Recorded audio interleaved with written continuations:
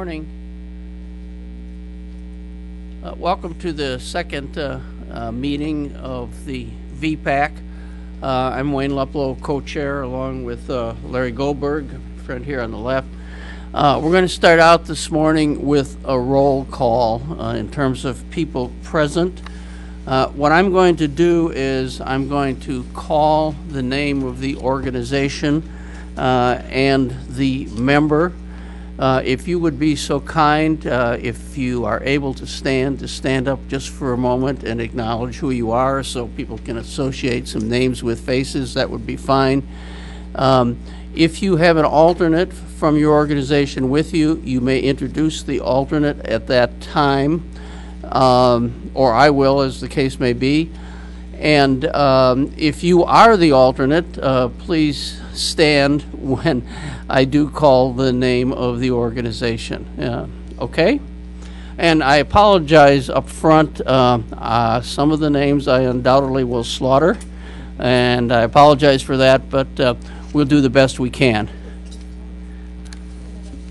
So starting with Adobe, Andrew Kirkpatrick. Thank you. One other thing, if you are a working group co-chair and you're standing, if you would just kind of acknowledge that, that you are working group co-chair of working group X or whatever, that would also be helpful. Alliance for Telecommunications Industry Solutions, Phyllis Anderson. American Council of the Blind, Melanie Brunson.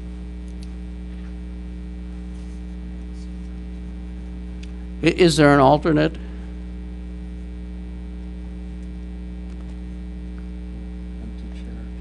Okay. Okay. We'll move on. Was there a dial number for the phone? You have to raise your hand. Okay, sorry. Raise your hand and then you have to turn on your mic.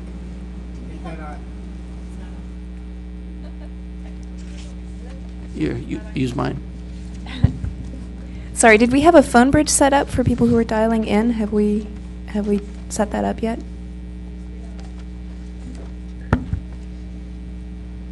Okay, so there is a phone bridge, and if we call your name, please indicate by responding on the phone bridge. You can stand up wherever you're calling from if you want, but you don't have to. American Foundation for the Blind, Bradley Hodges. Good morning. I'm standing and speaking, and I'm pleased to be here. Thank you. Thank you. American Institute for the Prevention of Blindness, Luis Herrera. Good morning, I'm Luis Herrera. AT&T, Leonardo Vasquez. Velasquez. Good morning. Audio Description Associates, Joel Snyder. Snyder, hello. Good morning. Morning. Bright House Networks, Jeffrey Cantrell. Morning. Broadcast Interactive Media, Timur Yarnal. Is there an alternate? Okay, not present. Caption Colorado, Gary Ruth. I'm Chris Crossgrove, the alternate. Gary couldn't be here today. Can you, when somebody speaks without a mic, we should probably repeat what they say so that the captioner can get it? Okay.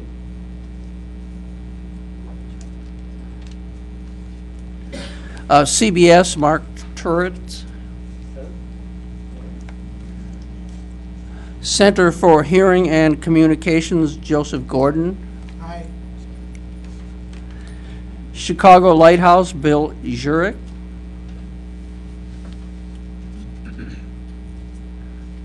Okay. Comcast Cable, Charlie Kennemer. Hi, I am Charlie, and I would like to introduce two alternates that we have here today. Jerry and No Mark. problem. Yeah, use the mic. Oh, sorry. Okay, I'll sit back down now. Two alternates. One back over there is Jerry Parkins. Raise your hand. And Mark Dawson standing next to him. And I am co-chair of Working Group 2. Thank you, Charlie. Computer prompting and captioning, Sydney Hoffman. And also the alternate from our company, Giovanni Galvez, is right here. Thank you. Consumer Electronics Association, Brian Markwalder. Right here. Good morning. Cox Communications, Steve Watkins. Good morning. Okay. Digital Media Association, Lee Knife. Good morning. DirecTV, Robert Gambrelli. Good morning. Disney, Vince Roberts. Good morning. And I'd like to introduce my alternate, Townsend Davis from ABC. And I am co-chair of Working Group 1. EchoStar, John Card. Good morning. Google, Naomi Black. Good morning. Good morning, and I'm here with my alternate, Ken Herenstein. Thank you. Hearing Loss Association of America, Lisa Ham. And I wish I had an alternate. Ideal Group, Steve Jacobs. Good morning. Iowa Radio Reading Information Services, Mary Frances Evans. Just call it Iris. It'll be shorter. The next on the list is myself, Wayne Luplow, LG Zenith, co-chair. Microsoft, Anne Marie Rohali.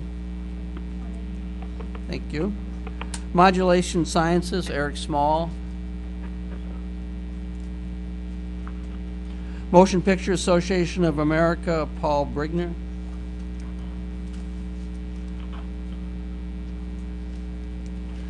Motorola, Jeffrey Newdeck. Good morning, and I'm also co-chair of Working Group 4. He's also co-chair of Working Group 4. National Association of Broadcasters, Kelly Williams. Good morning. I'm Kelly Williams. I have no alternate either. And I am co-chair, along with Melvin Brunson, who is next to me, of Working Group 2. Great. I'm always right back. No, you're doing a great job. You've been promoted, Kelly, from 2 to 3. Okay. National Association of the Deaf, Shane Feldman. Good morning, I'm co-chair of Working Group 1 with kids, and my alternate is here as well, Jeff Rosen. Is this mic on? Thank you. There you go. Good morning again, Shane Feldman. I'm co-chair of Working Group 1, and my alternate is here, Jeff Rosen. I co-chair Working Group 1 with Vince. National Cable and Telecommunications Association, Andy Scott. Good morning, pleasure to be here. And I'll also introduce my alternate, Diane Burstein with NCTA. National Captioning Institute, Beth Newby. Northern Virginia Research Center for Deaf and Hard of Hearing Persons, Cheryl Hepner. Thank you. Research in Motion, Greg Fields. Okay. Rovi Corporation, Adam Powers. I'm not Adam Powers. That was Adam Goldberg, the alternate for Adam Powers. Sony Electronics Incorporated, Paul Hardy. Good morning. I'd like to introduce my alternate, Mark Meyer.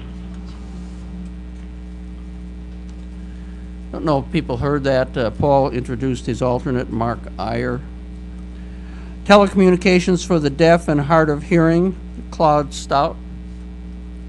Good morning. Turner Broadcasting System, Clyde Smith. Good morning. Verizon Technology Operations, Ulu Akawi. As I said, I would slaughter somebody's name. It's Olu Akiwumi Asana. Thank you very much. I apologize. That's all. Viacom, Glenn Goldstein. Yeah, right here. Vitec, Tim Taylor. Hi, this is Tim Taylor calling in on conference. Can you hear me?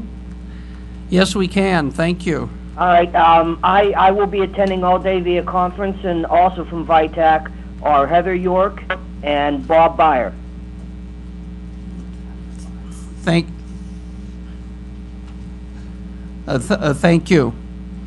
WGBH, National Center for Accessible Media.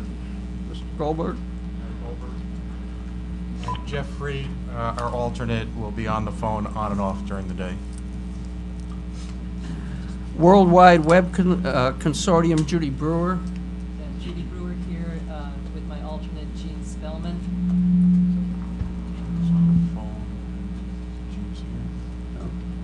Okay, I think Judy is on the phone and Jean is. No, I'm right here. I'm sorry. Right here. Thank you. Thank you. And so is Gene. We're both here in real life. Thank you very much. Hello? There's some more on the phone. Is there any other member on the phone? Yes, this is Gary Rule from Caption, Colorado. I'll be on the phone all day. Thank you. Anyone else on the phone? All right. Did anyone come in late that we may have missed them in the roll call? Please. Melanie Brunson from the American Council of Blind. Could you repeat with the microphone, please? Sorry, thank you. My name is Melanie Brunson. I represent the American Council of the Blind. Thank you.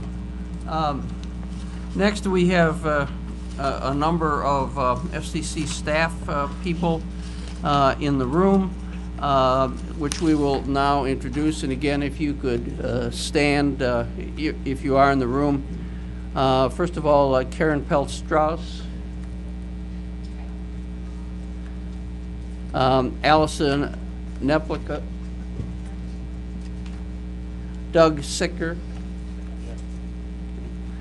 Pam Gregory. Roger Holberg. Henning Schultz. Somebody told me yesterday that we just say Henning. Okay. Rosalind Crawford. Ira Kelt.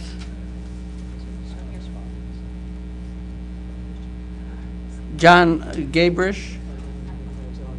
Okay. Elliot Greenwald. Alan Stillwell. Susan Kimmel.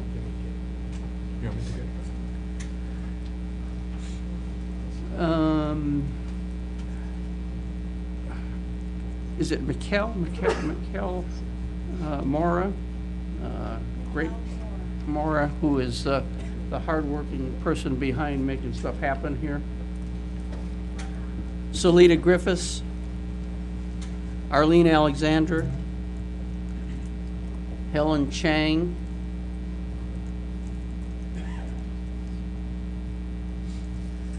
There are also a number of members from the Consumer Affairs and Outreach Division who will be assisting us today with coffee, lunch, and any questions you may have.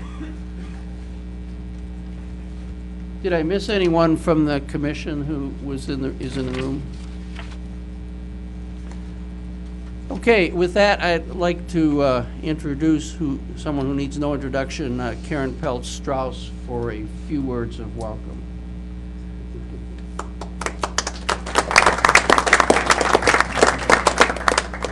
Don't applaud yet. You don't know what I'm going to say.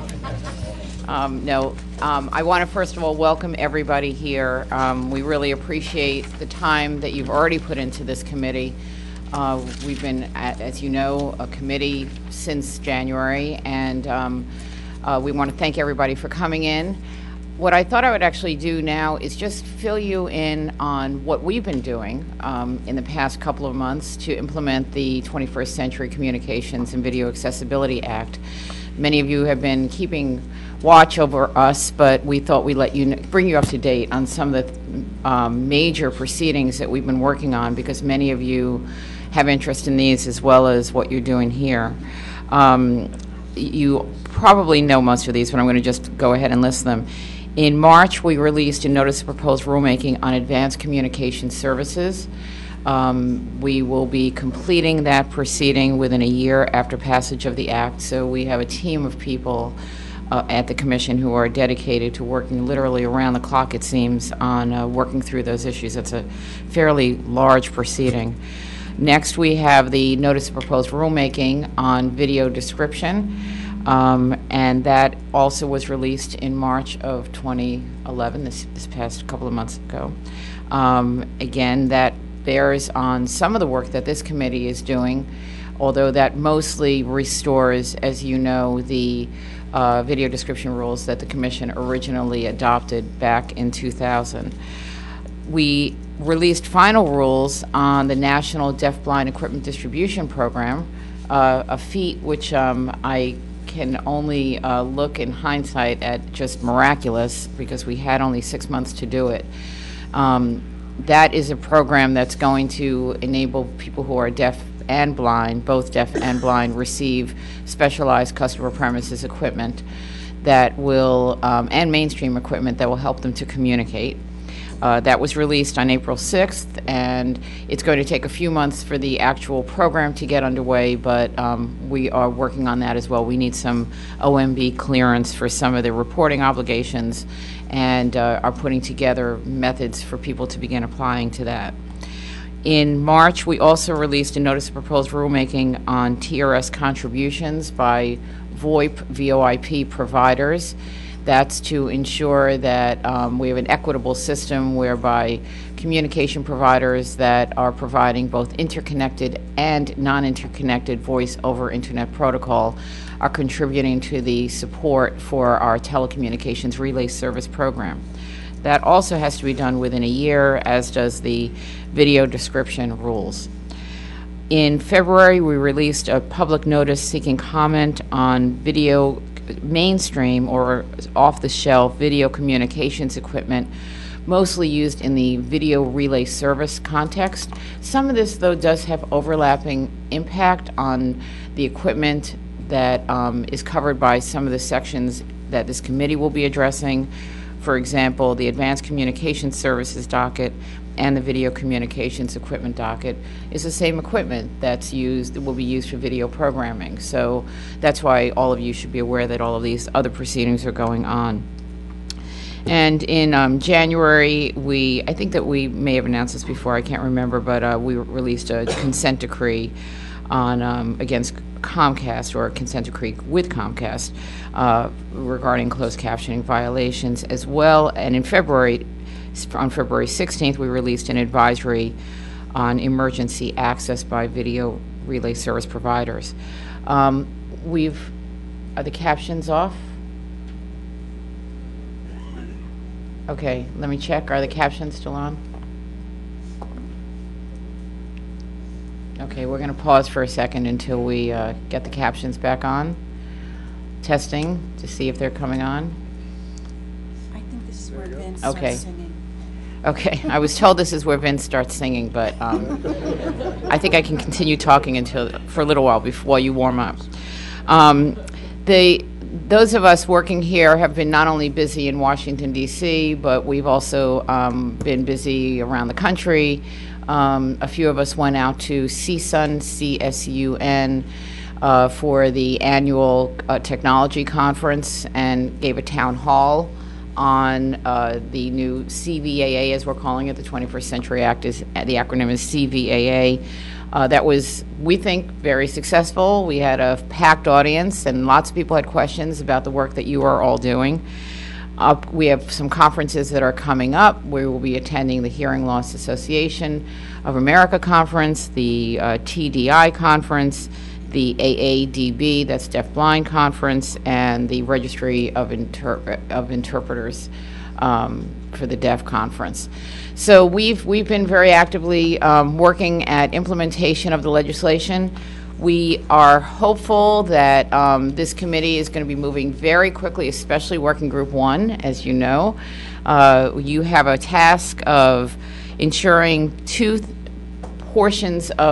the two portions of the report be written by July. One is to ensure the provision of closed captioning on internet programming that was previously captioned on television, and two, the ability of apparatus designed to receive, playback, or record video programming simultaneously transmitted with sound to display, render, or pass through captions, closed captions. We've provided some guidance to Working Group 1 on the kind of things we are looking for in the report.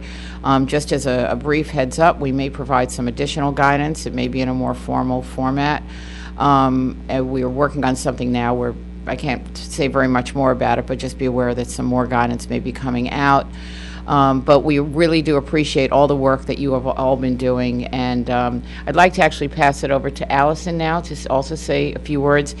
Before I do that, I do want to say that given all the work that we've been doing on all of these sections of the Act, I have not had a lot of time to dedicate to this committee, and I want to personally thank Pam Gregory and Allison and others on the FCC staff for the unbelievable efforts that in which they have engaged to keep this thing going.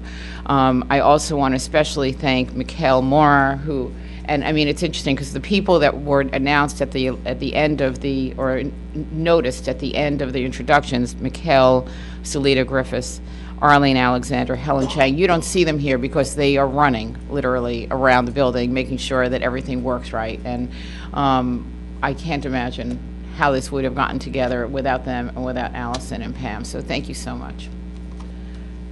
Allison? Wayne Luplow. Thank you, Karen. Before we call on Allison, I want to just take this opportunity to first thank Disney for providing the lunch today, and I believe coffee break as well. Thank you very much, Vince. Going forward, and as we said last time, we are always looking for volunteers relative to lunch. For our next scheduled meeting, which is October 10th, we have a volunteer for at least half of the lunch, and that is from Google. If there's another organization who would like to step up to provide the other half for that, please see Pam or Larry or myself, and we'll work that in. Okay, Allison, next. Good morning. Good morning. Thank you all very much for coming here. We're already running a little bit behind schedule, so I will make my statements brief here. I just wanted to thank all of you for coming to Washington, to coming here for this very important event. We don't have very much time face-to-face to get these tasks done, so we should definitely work hard to make as much of it as possible. I know Working Group 1 is going to be working all day long today. The other working groups will have their own time carved out. I know it's going to be difficult for some of you who are on multiple working groups to get all of your work done, but I know that you'll manage. We're all incredible multitaskers here. I also wanted to remind everybody that each working group is going to have about 10 minutes at the end of the day to present on their progress so far. So as you're working in your working groups, please make sure that you keep that in mind. And I also would just like to thank everybody who has contributed, echoing Karen's comments about especially Mikkel, Salita, Arlene, Helen. It's just been an incredible amount of work. And Mikkel actually came into the room for a second. She's running. See, she's running. So thank you very much. And with that, I will turn it on to Pam to cover the logistics of the day.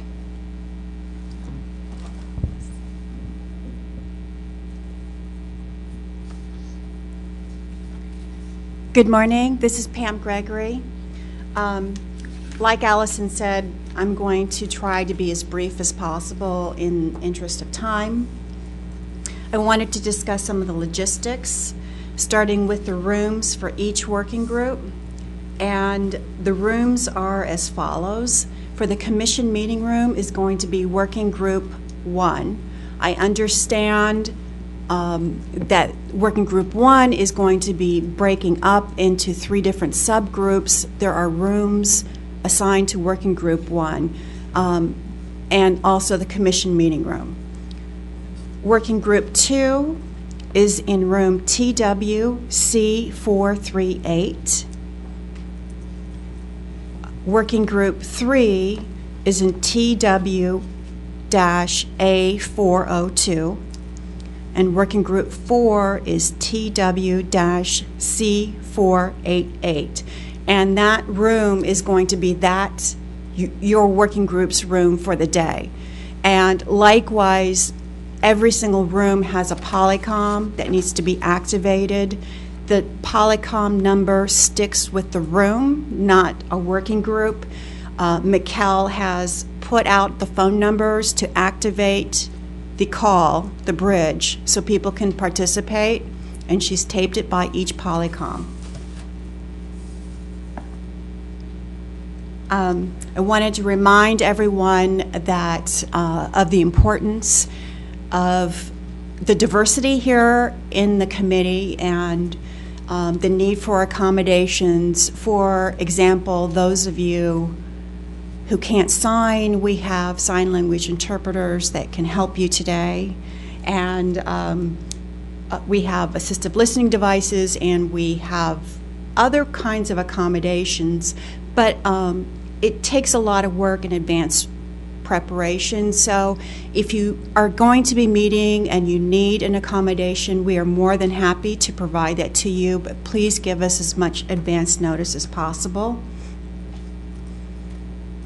The restrooms are outside the door. There's 2 doors. One door, if you're looking at the back of the room, there's one door to the left and one door to the right.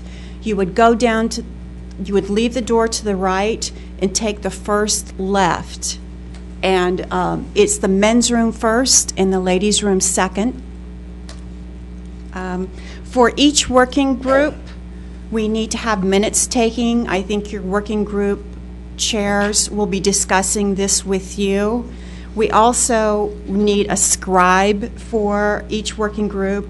And this person would be recording any consensus reached, any action items, any follow-up tasks, anyone who is willing to take on an assignment.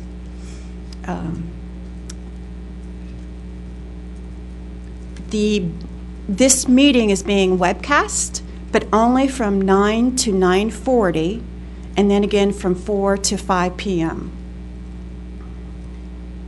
We have pay phones. Again, I said if you look at the back of the room and you look at the door to your left, there's a bank of pay phones, including a phone with a TTY. If you go out the door to the right and up the stairs, there's a video phone for your use. I think everyone may be connected already, but we have Wi-Fi here in the room and in each of the conference rooms that we'll be using today. Tent badges, people got 2 sets of tent badges. Please leave 1 tent badge here in the CMR, the commission meeting room, and you can take your other tent badge to whatever rooms you end up going to. Remember to turn in your name badges at the end of the day.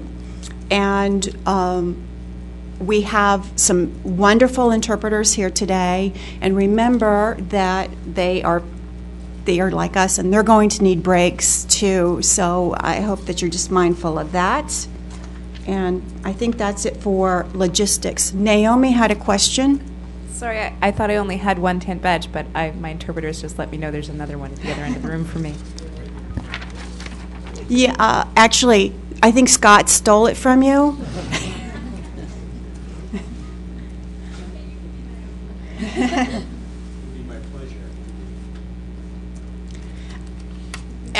Okay, and just to follow up real quickly, on the Wiki. Henning and Allison actually were really great in setting up this fantastic Wiki. The Wiki site, and I can send, actually, why don't I just send it out to everyone today? But you should know that the Wiki is open to the public. Anyone, on the planet that has access to the internet can pull up the Wiki and look at it. And it's also on our the VPAC website, which I'll also send to everyone. Also links to the Wiki. To join the Wiki, you have to actually join. There's an indicator, which I've been told is accessible, where you click to join the Wiki. You'll need to join the full VPAC. Oh, audio line dropped out. Maybe they're going to call. Oh, redialing.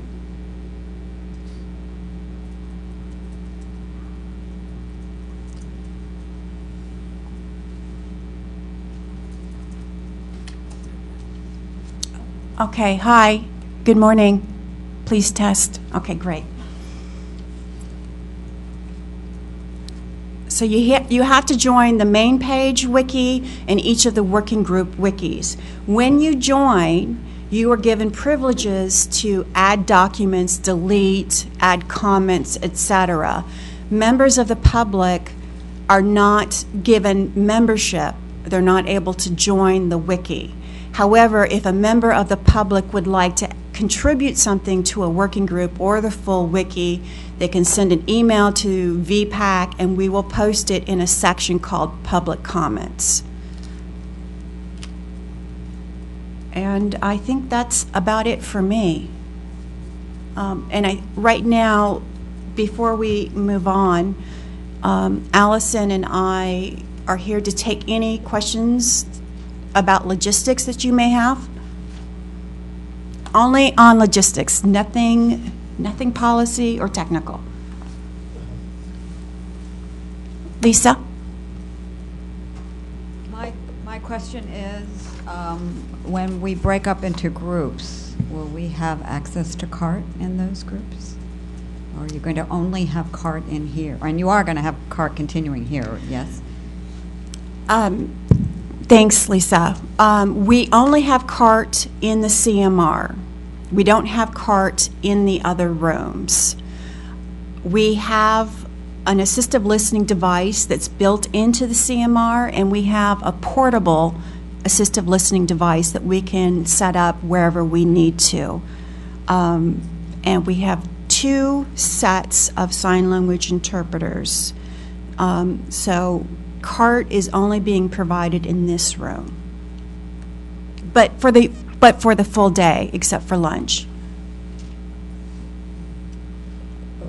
For those of us not familiar with how to find the meeting rooms that are set up, is there a place we should organize and maybe travel as a group to locate each of these meeting rooms? Or are they within 20 feet of where I'm sitting? All of the meeting rooms are on this level. And there are signs to each of the meeting rooms, but we will also help direct people to the meeting rooms. I think Mikkel's going to be standing near the door to help direct people to their rooms as we break up. Thank you.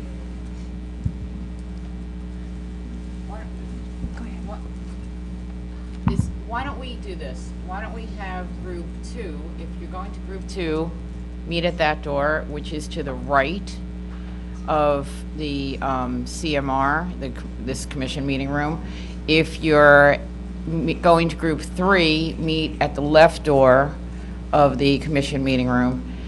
Group 1 is going to be here, and if you're in group 4, why don't you meet where I am, which is the front of the room, the left side facing the room. And we will have somebody come to each of these parts of the room and bring you to the other meeting rooms. So again, that's where I am, which is to the left in the front, is group 4. Group 2 is to the right in the back, and group 3 is to the left in the back. Did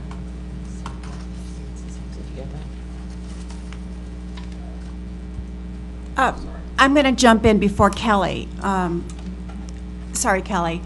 But just for clarification,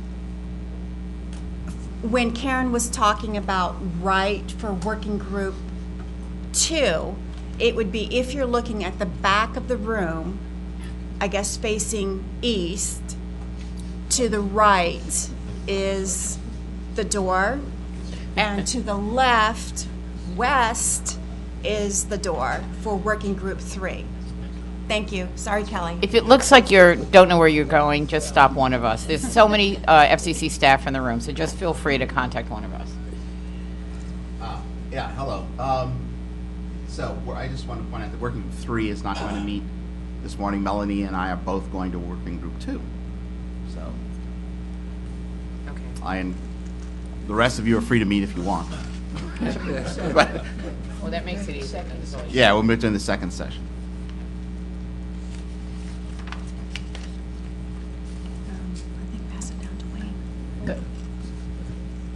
That's it, I think. Those who are going to move, please move. And those who are going to stay, please stay. So maybe one of you go to each of the quadrants. I know. Our room is sort of torn. At this moment,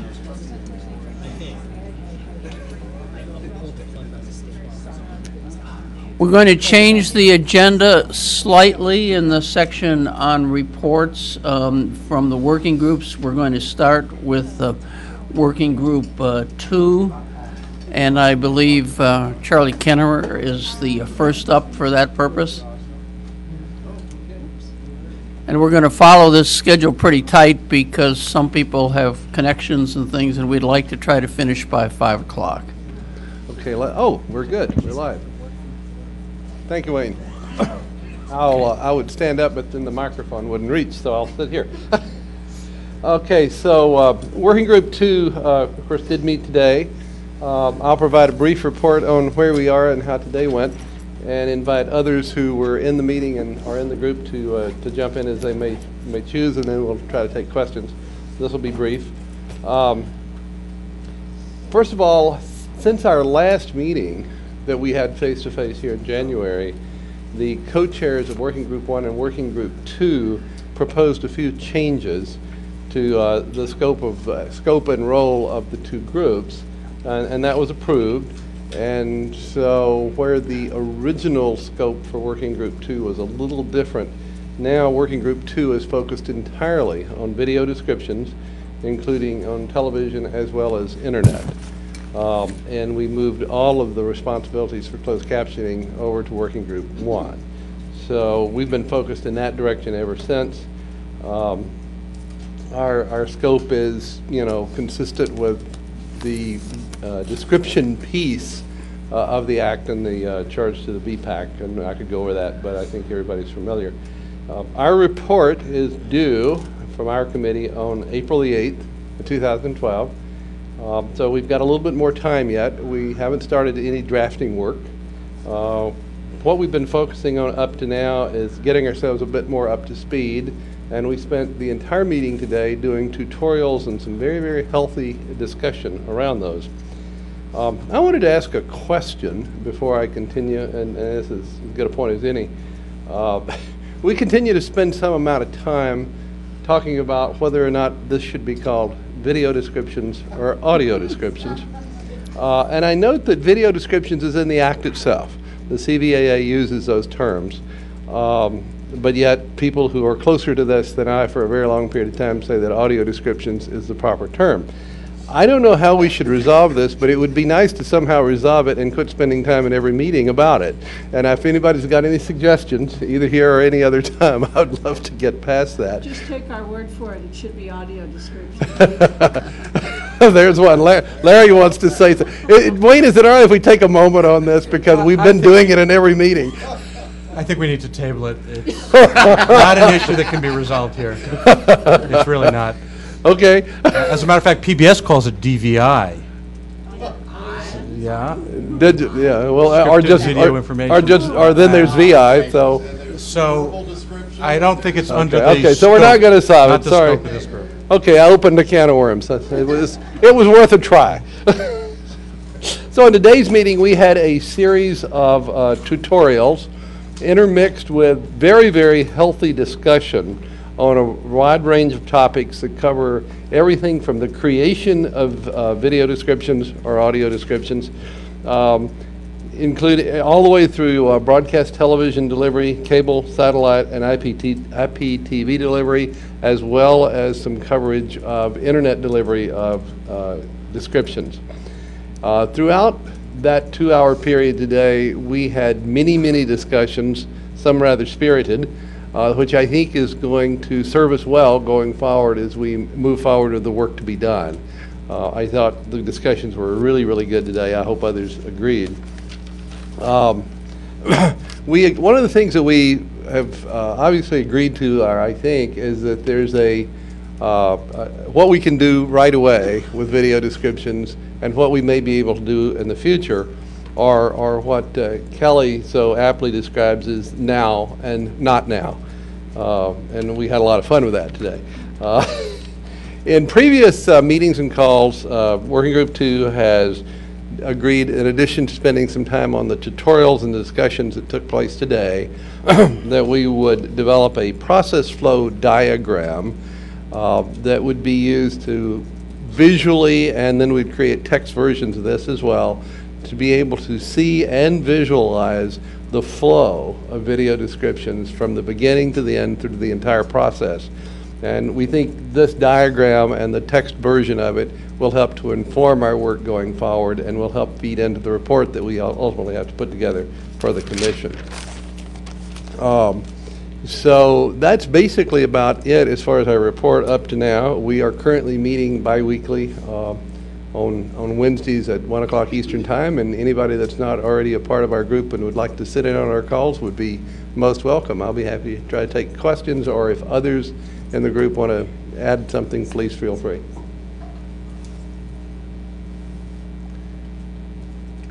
Not seeing any hands. Thank you, Charlie. And we'll move to Working Group 3 summary report, and I suspect that's Mr. Williams. Actually, Melanie. Oh, I am sorry. I apologize. That's all right. Except that I think I turned this off when No, it's- they'll turn it off for you. Try now. Right now. Now it's still. Raise your hand. Ah, there we go. Almost. Oh, Yeah. it's working now. Okay. Working Group 3, this is Melanie Brunson, the co-chair that was incognito last time. So this time I'm going to give the report, and want to thank Kelly for doing the whole duty last time. But you wouldn't have wanted me here, trust me. Anyway, Working Group 3 has been busy. We did meet today as well. Our group has divided itself into 2 groups, a policy group and a technical group. And the policy group has been talking a lot about what we want accessibility to emergency information to look like or sound like. So, and how we want to craft our regulations around that and the ancillary issues related to it.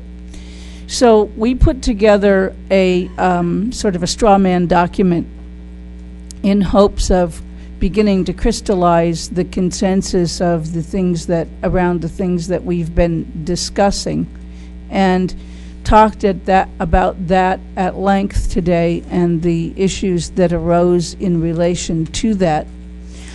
There are some copies of that document here in print if anyone is interested in them, and it's also been emailed to our reflector, and I also have it on a thumb drive if anybody needs it electronically. We are, I think, close to some consensus that we can then give to the technical group The technical group has scheduled a meeting for the 17th of May to start their work on how to implement what it is we recommend to them. And so it's I think we're moving along pretty well. We're meeting, the groups, the individual subgroups are meeting 1 week, and then the full working group is meeting in alternate weeks. Wednesdays from 3 to 4:30 is when the full group, let's see, the policy group's meeting from 3 to 4:30. I think the other group, the full groups meetings are from 2:30 to 4. So those of you who are interested can also join ours. I think the full schedule is on the Wiki. Is there anything else I need to add? Clarification. Sure, clarification. Hi, this is Pam. Just a quick clarification. So the policy group is meeting every week, and the full No, we're meeting. We alternate weeks. 1 week the subgroups meet, the next week the full work group meets.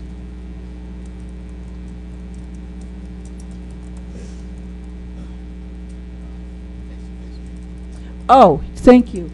One of the things that we decided today is that we are going to have a face-to-face meeting, either a full day or a half day, on the 19th of October. So it will be the day before the next VPAC full meeting, so that we can get a lot of work done that day, since everybody's coming to town for it anyway. And I think we have yet to decide, depending on where we are in our process, whether it would be full day or half day, and it's either going to be here or at one of the offices of one of our members in DC, possibly Kelly's.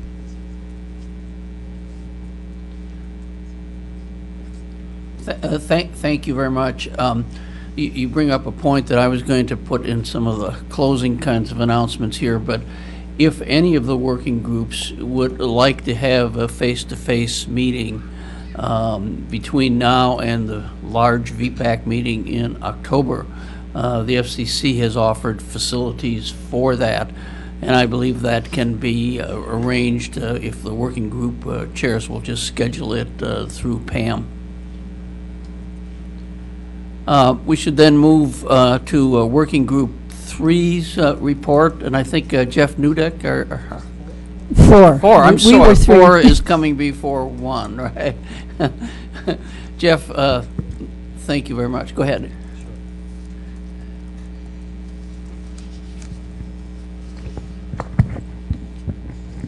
All right, so Working Group 4, we've had several telecons since the last time we met here at the FCC. For the most part, I would say those phone calls have been focused on consolidating some inputs to the team, such as specifications, standards, et cetera, that we felt would provide valuable input to our task. Today, we had several presentations where some of our members were able to help us focus in on relevant sections within those specs and standards, because as you can imagine, many of them cover much broader scope than Working Group 4 is tagged with. So Heather York and Louis Herrera were kind enough to give us a quick rundown from a couple of those specs and standards, which was very helpful. We also had a review from Steve Jacobs with respect to some user input devices and user feedback and things of that nature that I think is going to be invaluable once we get into specifics around functional requirements for navigation, user input, and user feedback. I think the majority of our day today was focused on starting to get into the meat of our task in Working Group 4, which is generating functional level requirements for user interfaces, with respect to accessibility. So today's main activity was defining, I guess, the main skeleton of the outline that we'll use by defining functional areas. From there, we're going to break those specific functional areas, further into a hierarchy of functional requirements.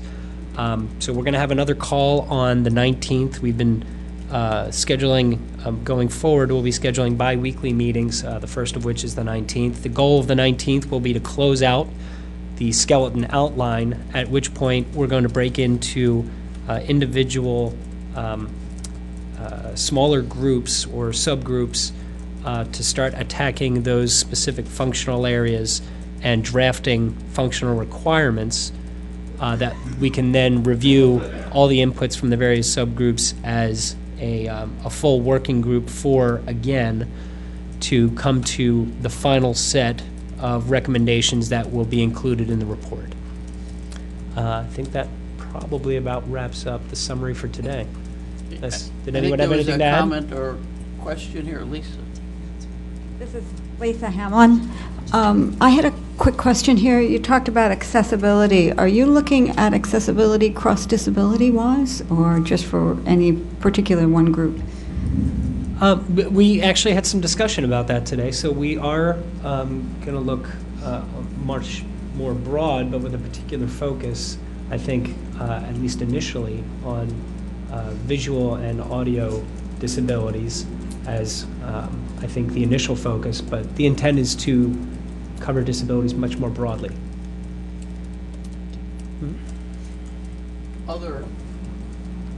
Other comments or questions for Jeff or additions to what he has said?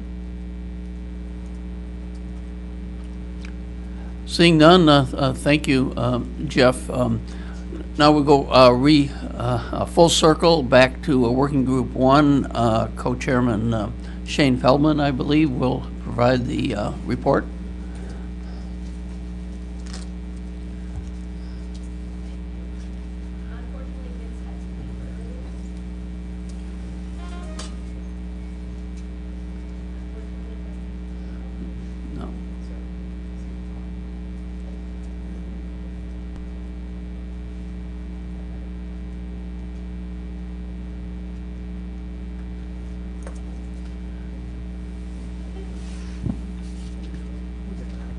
Testing on this one? Better. Go ahead.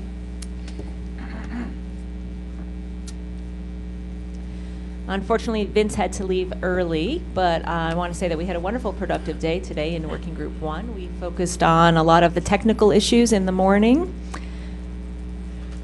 We talked about some use cases,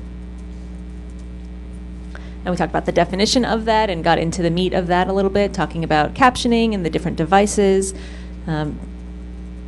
We were given an example. For example, ABC has maybe 55 different captioning formats depending on the device that it's eventually going to be reflected on. And we realized that we didn't, as a group, have a full understanding of the workflow of how captioning appears in the rendering. So some people in the group volunteered to draw out a workflow chart for us who are not involved in the industry to understand how rendering happens and from start to finish with the captioning product. We had 3 subgroups that we had created after our last face-to-face meeting. And so each group presented out on their group, and we had a beautiful plan for the day, but we had to scuttle the plan because we realized we needed to stay together and not break up. There were some things we had to wrestle with and talk about. And we tackled some of the issues such as technical standards, and after we talked about that, we agreed that the requirement should be that all internet, or rather, all captioning on TV gets passed through to the internet, that it has to be, it's a 608-708 CEA compliance. So the FCC R&O, which does speak to that issue. Report and order from the FCC. So we're following that language, carrying that over to the web, which doesn't indicate that the user experience should be any different.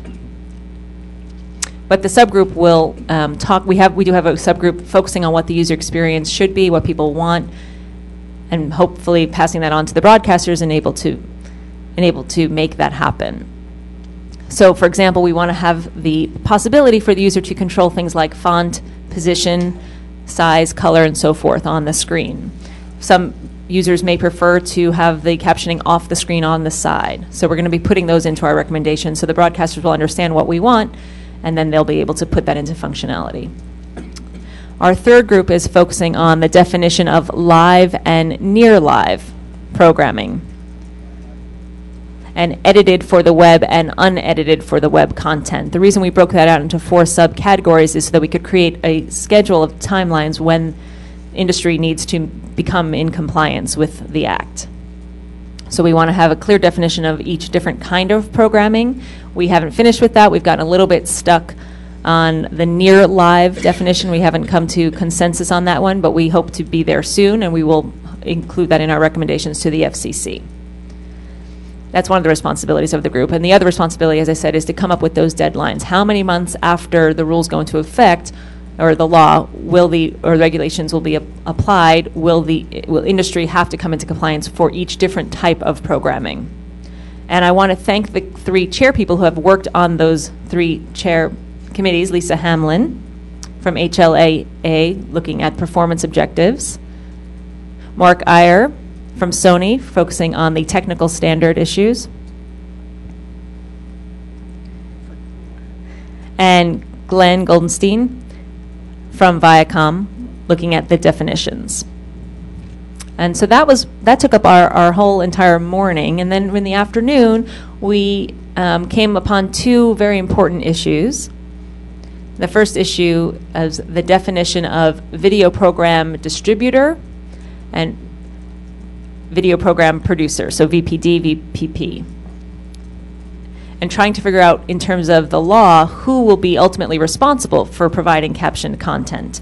Where in that chain will the ultimate responsibility lie? If it goes to Hulu, if it goes to YouTube, where does that responsibility lie, and where does this pass-through have to happen? If somebody reposts a video on Facebook, are they ultimately responsible for the captioning being carried through and passed through? So we had a brief discussion on that issue. Lee Knife from DMA volunteered to chair a small subgroup on that issue. So there's a lot of issues to tackle there within that subgroup. And finally, the issue came about the information that needs to be available for video providers in terms of the law. What will be covered, what will not be covered, what kinds of content would be exempt, and so forth. Because there is a provision in law about good faith efforts. And so we started discussing what might that look like, what might that mean, and we decided we needed another subgroup to tackle that issue so that they understand their obligation. And Giovanni Galvez from CPC will lead the 5th subgroup on that effort. So the group has been working very well together. I feel really satisfied with the progress we were making today. Unfortunately, we can't do anything about our deadline. So we have a June 13th deadline to get the recommendations to the whole group, and then the July 1st deadline for the FCC. So we'll be working every Monday from here on out on our conference calls. So we meet, as I said, every Monday at 1 o'clock Eastern Time, and it's via conference call. And we have healthy, spirited discussions on that. We encourage anybody else in the group who'd like to eavesdrop. We do provide cart services as well. And the subgroups have their own meetings during the week. So you could attend 3 or 4 meetings every week if you'd like for Working Group 1. See how we're progressing, because we are approaching that deadline. Any questions or anything to add?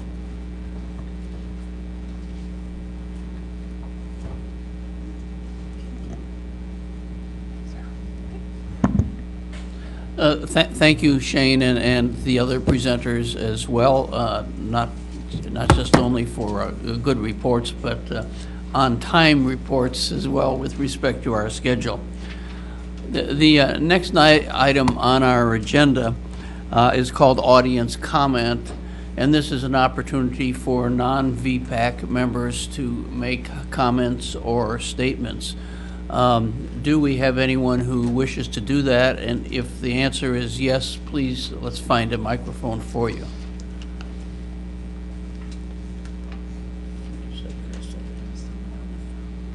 Okay.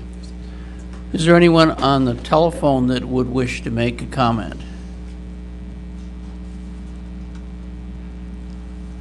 Is the telephone working? The telephone is working. Thank you very much.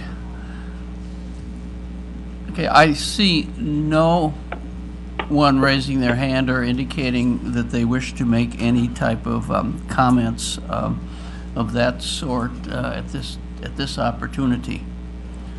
Moving ahead then on our agenda is to do some review of action items that have been attempted, I should say, to be captured by Pam here, and I would just say as we go through those that if we've missed some, please do raise your hand, and let's make sure we try to include them.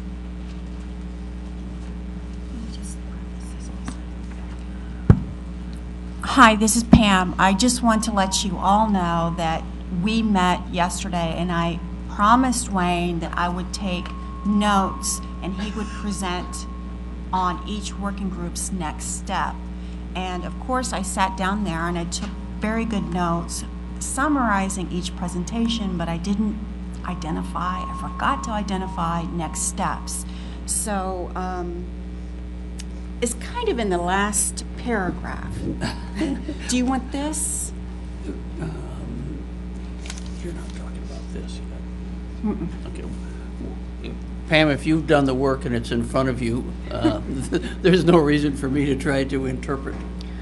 Okay, so let me know if I get something wrong. Working group 2, which is on video description, audio description,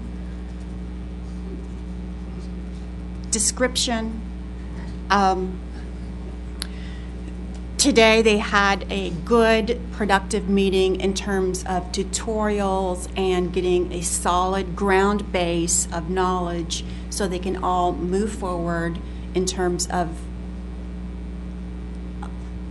completing a report on their charge of video description, including televised and IP. They have adopted Working Group 3 co-chairs' language of what we can do now and what we can't do now. That means now or later, okay? Or in the future, but in the future does not necessarily mean it's not possible. It means these are the immediate low-hanging fruit. This is what I'm interpreting. Low-hanging fruit to get to before we get to the not nows.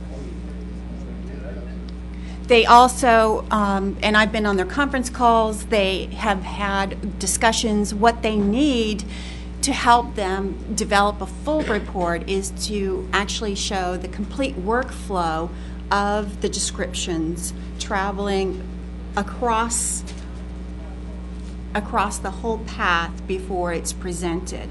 So what they're doing is they're working on a more visual one for the sighted engineers. At the same time, they're going to work on a tactile flow equivalent with some text equivalent, so anyone who is blind will have functionally equivalent access to the workflow.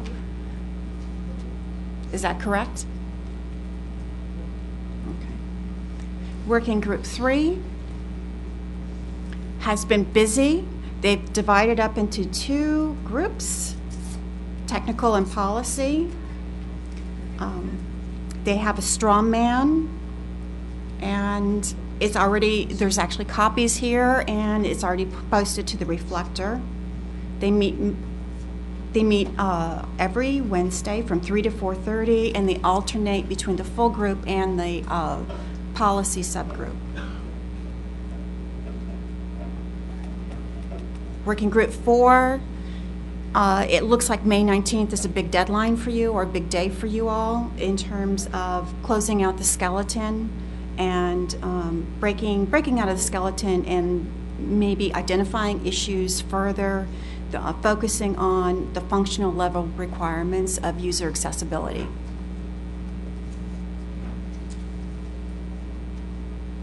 Okay. Oh, Working Group 1. Sorry, Shane. focused mostly on technical issues in the morning, learning a lot about the different standards, and they but they discussed issues such as live and near live, and they actually have developed a subcommittee that's going to be addressing these in the afternoon.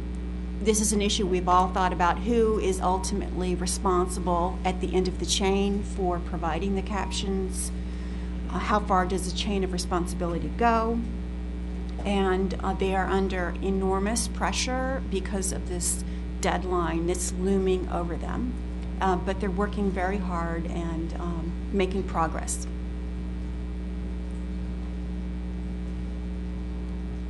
Thank you. Sorry about that. Any additions or comments relative to the summary of the summaries that Pam just did? Thank you, Pam. Before we turn to what I'm calling the next steps here, I want to give an opportunity to my co-chair here, Larry Goldberg, if he has any comments, admonitions, parlor jokes, whatever. All of the above, Wayne. I would not admonish anyone at this late in the day. I want to just thank Wayne for chairing a great meeting today. And we haven't given enough praise yet to the FCC staff, who I know were secretly hoping for a government shutdown a few weeks ago just so they could have a day off. But in fact, no, that didn't happen. We've all got a huge amount of deliverables over the next few months. And I just wanted to really thank everyone for stepping up over and over and over again for these groups, subgroups, subcommittees, and subcommittees. I think we'll actually get there. Thank you, Larry. I want to do a couple of housekeeping things before we kind of do what I'm going to talk about, timeline a little bit going forward. First on the housekeeping issue is these signs are reusable, so if you leave both of them on the table, or like I left one in one of the rooms and have the other one on the table, I know the staff would appreciate that. In the similar vein, we were all given these type of badges. If you would leave that on the table before you leave, you don't have to leave now. But just a kind of a housekeeping thing for that. Also, I think Pam circulated a couple of her flash drives that had information on them. If you are currently in possession of that, please return them to Pam, or you will get a bill from somebody, I think. I don't know how many are out, or maybe Pam doesn't know either, but please do return anything that you did pick up for them. I want to talk a little bit about the Wiki. Just re-emphasize what has been said by the staff earlier this morning. It's a tool. We should use it. If you're not on it, to get on it. More importantly, use it.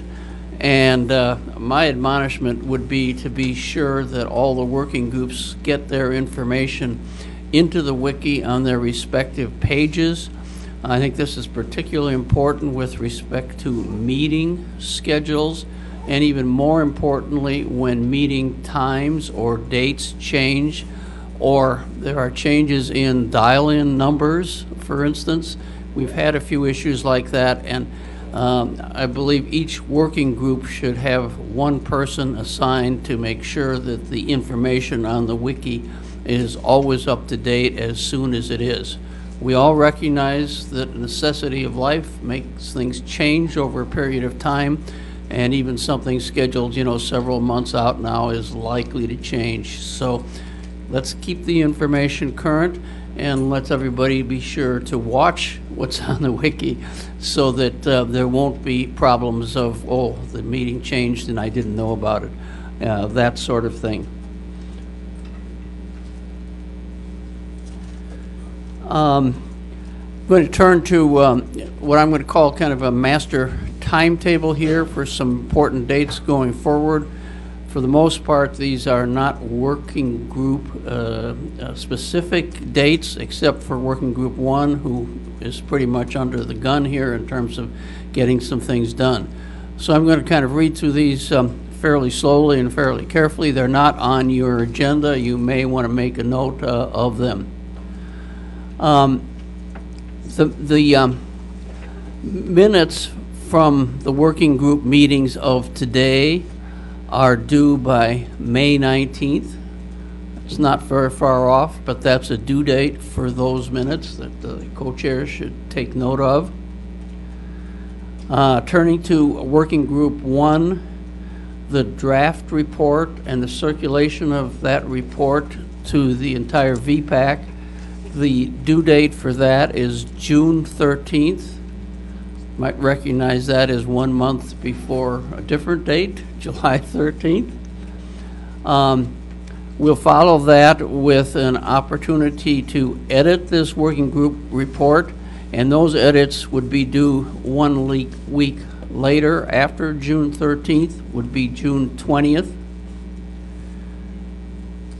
In the period June 21st to June 26th, a new version of the Working Group 1 draft report will be circulated, depending upon how many changes there are for additional comments. And Monday, July 1st, any additional edits to the Working Group 1 report are due. So we know we have the July 13th date staring in front of us for Working Group 1. And I'm quite confident that we're going to make it, especially if we have people with long whips to make sure things happen.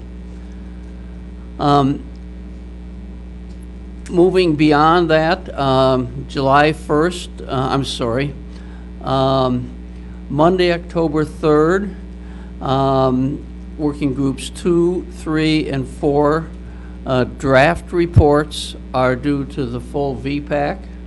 Again, October 3rd of this year. And the next full meeting of the VPAC group will be here in this room on October 20th. I mistakenly gave a different date earlier this morning. October 20th is the scheduled date of the next meeting. I believe it's been posted. I think those are the key dates for us going forward. Anyone have a comment with respect to what I just recited as schedule or anything else perhaps schedule related? Shane? This is Shane, co-chair for Working Group 1. Don't whip us too hard. I actually was thinking that Shane was the one with the whip, and not Larry or myself. So we will obviously go easy on the working group chairs. Any other comment? Is there any other business, either from the staff or anyone else, that we need to close on today or talk about before we close down? I see Karen. It's really minor. We recycle the bottles, just leave them on the tables instead of putting them in the garbage. Thank you. Well, with that a green announcement, let me agree with Larry and thank you all for being here, participating, and making things happen. It's important work. I think we're making good progress. Doesn't mean we need to let up, and in some cases we need to move even harder and faster. So again, thank you all very much, and I believe the VPAC stands adjourned at least for a formal meeting until the October 20th meeting. Thank you all very much.